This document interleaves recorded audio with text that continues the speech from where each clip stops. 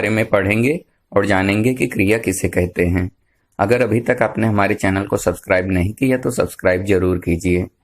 क्रिया की परिभाषा: जिन शब्दों से किसी कार्य का करना या होना व्यक्त हो उन्हें क्रिया कहते हैं। जैसे पढ़ना, हंसना, लिखना, ये सब क्या है? क्रिया है।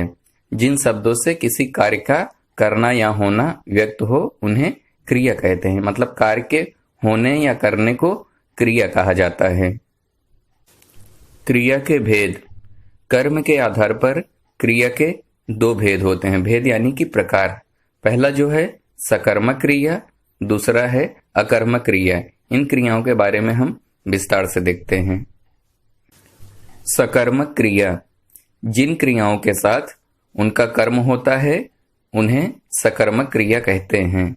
दोस्तों, जिन क्रियाओं के साथ उनका कर्म भी होता है उन्हें सकर्मक क्रिया कहा जाता है। हम इसको उदाहरण से समझते हैं। आपके सामने उदाहरण है, राम पत्र पढ़ता है। इस उदाहरण में राम करता है, पढ़ना क्रिया है और पत्र कर्म है। इस उदाहरण में क्रिया के साथ कर्म भी है। अगर प्रश्न पूछा जाए राम क्या पढ़ता है तो उत्तर मिलता है पत्र। इसीलिए यह सकर्मक क्रिया है। सकर्मक का अर्थ होता है कर्म के साथ। अकर्मक क्रिया: जिन क्रियाओं के साथ उनका कर्म नहीं होता है उसे अकर्मक क्रिया कहते हैं। दोस्तों, जिन क्रियाओं के साथ उनका कर्म नहीं होता है उसे अकर्मक क्रिया कहते हैं। इसको हम उदाहरण से समझते हैं।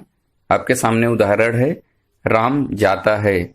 इस उदाहरण में राम करता है और जाना क्रिया है, लेकिन इस वाक्य में कर्म नहीं है, इसलिए यह अकर्मक क्रिया है।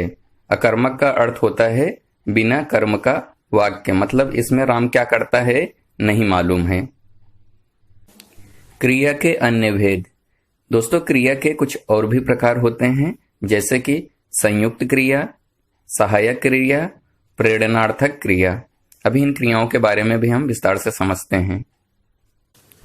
संयुक्त क्रिया: दो या दो से अधिक क्रियाओं के योग से जो क्रिया बनती है उसे संयुक्त क्रिया कहा जाता है। दोस्तों, दो या दो से अधिक क्रियाओं के योग से जो क्रिया बनती है उसे संयुक्त क्रिया कहा जाता है। इसको हम उदाहरण से समझते हैं।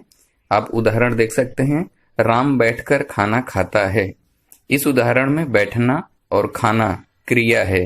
जब एक साथ दो या दो से अधिक क्रियाएं आती हैं तो वह संयुक्त क्रियाएं कहलाती हैं। ठीक है, मुझे उम्मीद है कि आप समझ गए होंगे। सहायक क्रिया: जो क्रिया मुख्य क्रिया के समाप्त होने में मदद करती है अथवा सहायता करती है उसे सहायक क्रिया कहते हैं। दोस्तों, हम इसको उदाहरण से समझते हैं।